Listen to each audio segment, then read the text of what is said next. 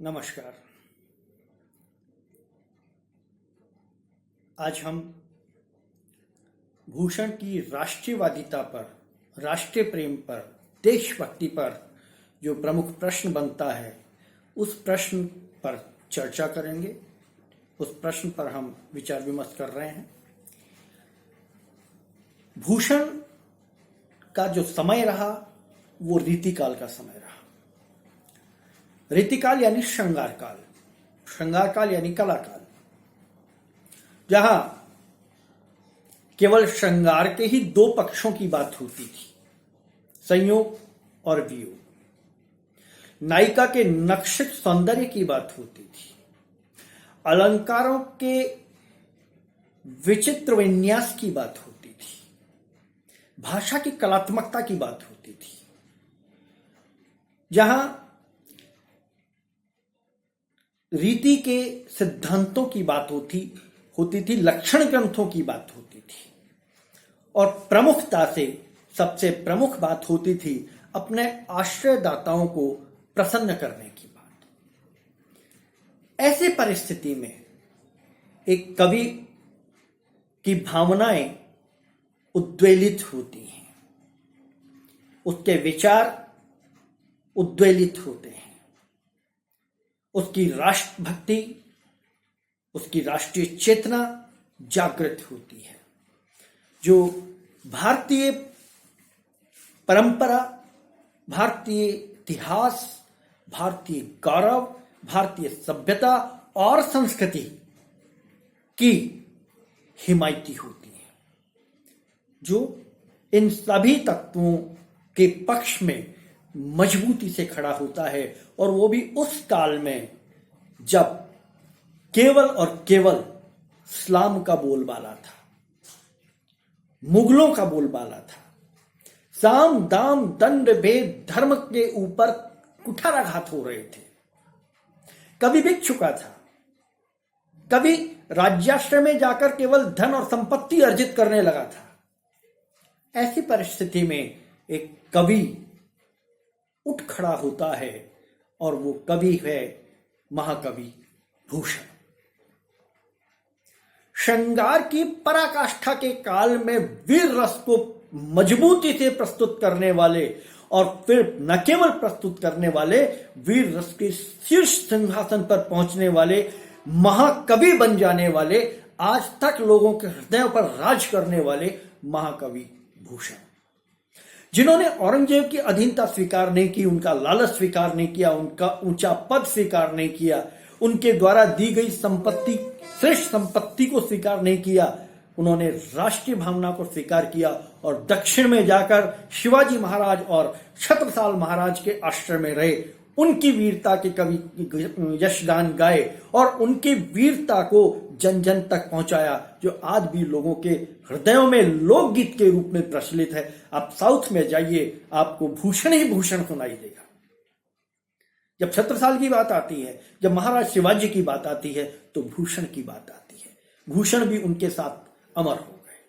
वो अपनी वीरता से अमर हुए, वो अपनी दानवीरता से अमर हुए, वो अपनी युद्ध वीरता से अमर हुए, वे अपनी दया वीरता से अमर हुए, अपने धर्म वीरता से अमर हुए, और भूषण अपनी काव्य वीरता से अमर हुए, क्योंकि उन्होंने उनके उस समस्त यश को गीत के रूप में, कविता के रूप में जन जन तक पहुंचाया।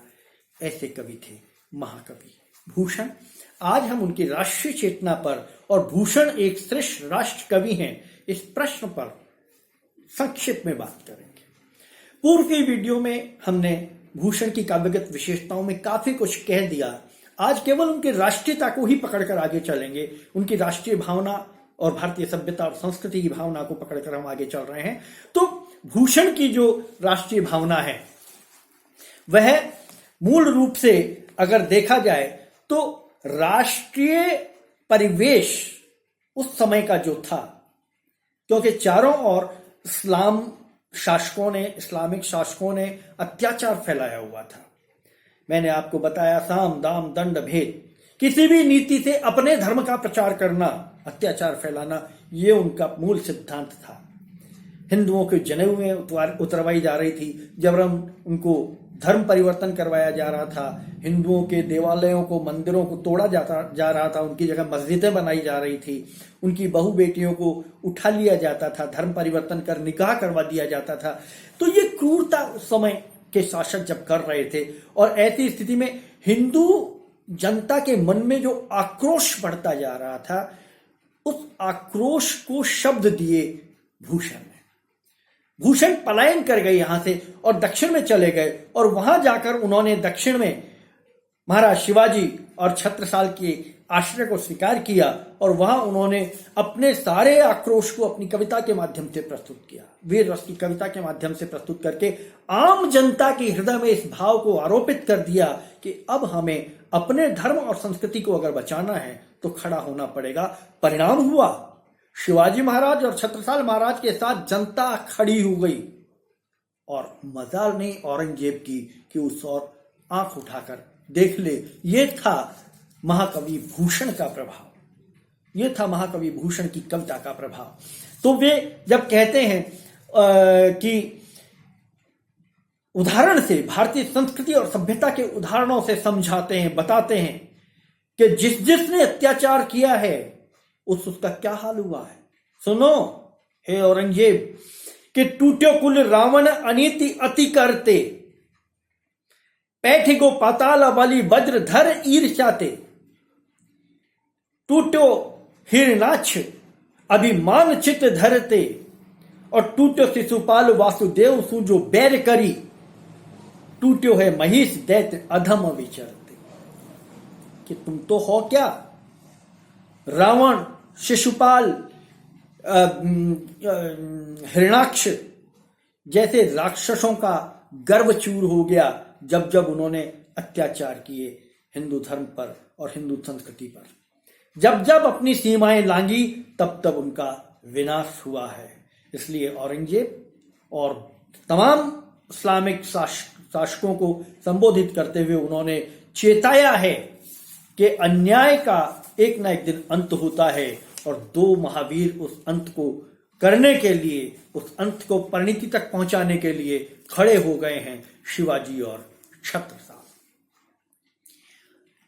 भूषण की राष्ट्रीय विचारधारा का प्रचार और प्रसार इन भावों से स्पष्ट होता है। वे अत्याचार के खिलाफ खड़े होते हैं, शोषण के खिलाफ खड़े होते हैं, बुराई के खिलाफ खड़े होते हैं। उनके काव्य में स्पष्ट होता है कि राष्ट्रीय चेतना से भरे हुए वे किसी भी बुराई को स्वीकार नहीं करते, हिंदू राष्ट्र मानते हैं और हिंदुओं के हित को सर्वश्रेष्ठ मानते हैं। पहले, आज जैसे हम राष्ट्रवाद की बात करते हैं, पहले जितने भी राजा महाराजा, नवाब, बादशाह, ये जो भी हुआ करते थे, सुल्तान आदि आदि आदि जो भी हुआ करते थे, वो केवल अपने राज्य को राष्ट्र मानते थे। उनकी राष्ट्र की सीमा अपने राज्य की सीमा तक ही थी, और उसी में उनका शासन, उसी में उनका धर्म, उसी में उनकी विचारधाराएं चलती थी। लेकिन शिवाजी महाराज ने पूरे दक्षिण प्रदेश को, पूरे दक्षिण क्षेत्र को अपना राज्य माना, क्योंकि वो पूरा हिंदू धर्म से लबरेज था और हिंदू धर्म पर चोट नहीं आनी चाहिए, ये सोचकर शिवाजी महाराज, छत्रसाल महाराज ने एकता के सूत्र में उस पूरे क्षेत्र को बांध दिया, पूरे को राष्ट्र माना और हिंदू धर्म की स्थापना की। साथ ही भूषण उसी राष्ट्रीय विचारधारा के उद्घोषक थे, इसीलिए उन्हें राष्ट्रता के अनुरूप जो उचित लगा वो उन्होंने अपने काव्य में कहा, और अपने दो नायकों के चरित्र चित्रण के माध्यम से उन्होंने वीर रस की कविता का सृजन किया। राष्ट्रीय चेतना और राष्ट्रीय कवि चेतना ये भूषण के साथ चलती हैं।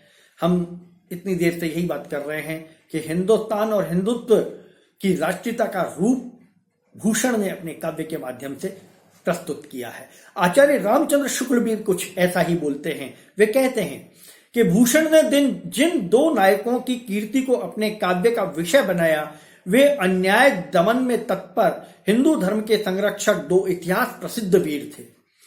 उनके प्रति भक्ति और सम्मान की प्रतिष्ठा हिंदू जनता के हृदय में उस समय भी थी और आगे भी बराबर बनी रही या बढ़ती गई। इसी से भूषण के वीर रस के उद्गार सारी जनता के हृदय की संपत्ति बने। भूषण की कविता कवि कीर्ति संबंधी वह एक अविचल सत्य का दृष्टांत है। अविचल सत्य का, जो भूषण ने देखा वो भूषण ने लिखा।